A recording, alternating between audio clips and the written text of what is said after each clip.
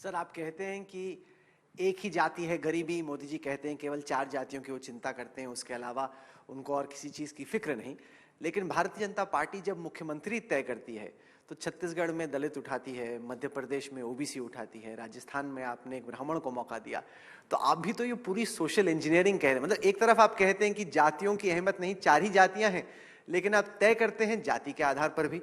देखिए, आप इतने बड़े बड़े शब्द प्रयोग मत करिए, सोशल इंजीनियरिंग ये वो। अब ये देश की राजनीति ऐसे नहीं चलती है। 130 करोड़ लोगों का एक गुलदस्ता है। भारतीय जनता पार्टी जब इतने सारे राज्यों में शासन कर रही है तो समाज के हर हिस्सों को अपना प्रतिनिधि दिखाई पड़ना चाहिए। इस तरह से भारतीय जनता पार्टी ने अपना संगठन भी बनाना चाहिए और चुने हुए प्रतिनिधियों के रिप्रेजेंटेटिव और नेता भी इसी तरह से तय करने चाहिए। मैं नहीं मानता है किसी प्रकार का एपीसमेंट है। ये जन भावनाओं को एड्रेस करने का लोकतांत्रिक तरीका है।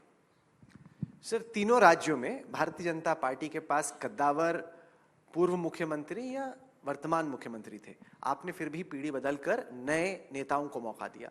जब आप तय कर रहे थे कि किसको अगली बार कप्तान बनाना है और क्यों, आपके, नड्डा जी के, प्रधानमंत्री मोदी के जहन में क्या चल रहा था? किन किन फैक्टर्स को आपने ख्याल में रखा कि किसको तय करना है? देखिए, सबसे पहले भारतीय जनता पार्टी के लिए सबसे कद्दावर उसका अदना कार्यकर्ता होता है। जो छोटे से छोटा कार्यकर्ता है वो सबसे कद्दावर है।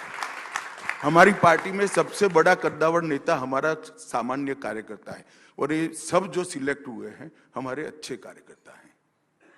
तो ये जो अभी आप जिक्र कर रहे हो कद्दावर नेता, वो भी तो कभी कार्यकर्ता थे। मैं भी कभी कार्यकर्ता था, बूथ का अध्यक्ष था।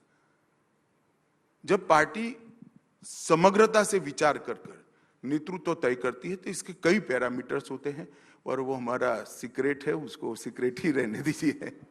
आपने कप्तानी का मौका तो दिया एक ऐसे बैट्समैन को जो कि अब तक कप्तान नहीं रहा, कभी उन्होंने सोचा भी नहीं होगा कप्तान बनेंगे।